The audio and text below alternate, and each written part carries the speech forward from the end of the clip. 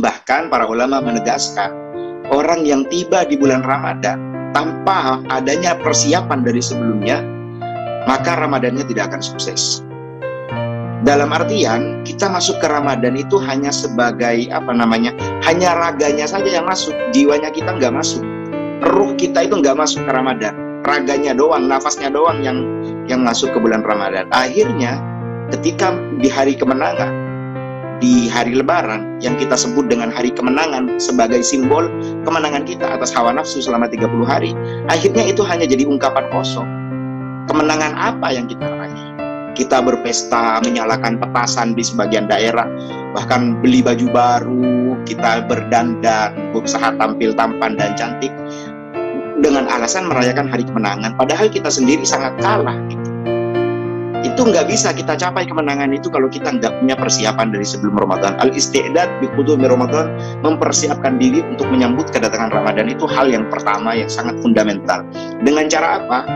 Kalau mau kita, ini sebetulnya sebagaimana yang saya katakan sudah telat sebetulnya dari awal Rajab menyambut. Tapi bagi orang yang lemah seperti kita, nggak ada kata terlambat sebetulnya. Kapanpun kalau kita mau bisa. Orang berapa Mi sekarang Mi? Ramadan Mi? Malam Selasa ini sudah mulai tarawih insya Allah. Berarti udah 2 hari lagi ya? Iya.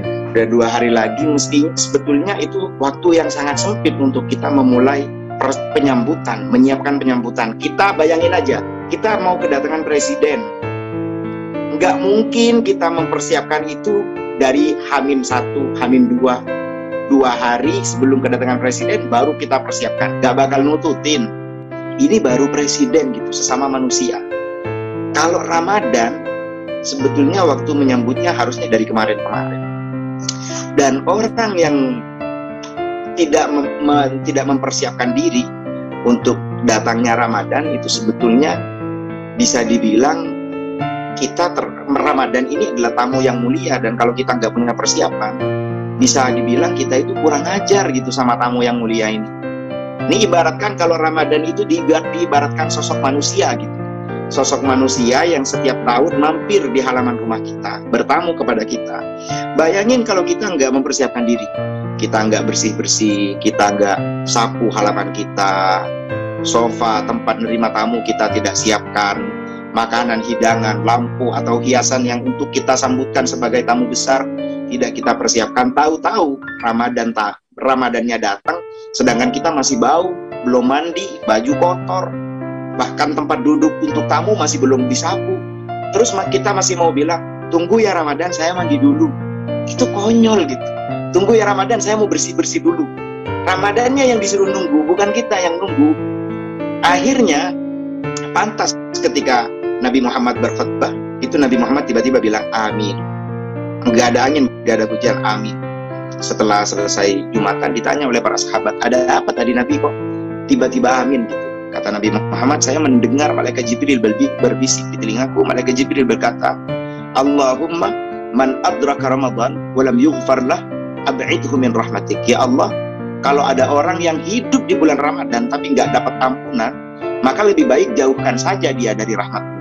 Dan Nabi Muhammad bilang amin. Kenapa? Karena kalau kita udah masuk ke bulan Ramadan, yang harusnya kita bersyukur, lah kita yang masuk di bulan Ramadan nanti menyia-nyiakan, pantas sama malaikat didoain seperti itu.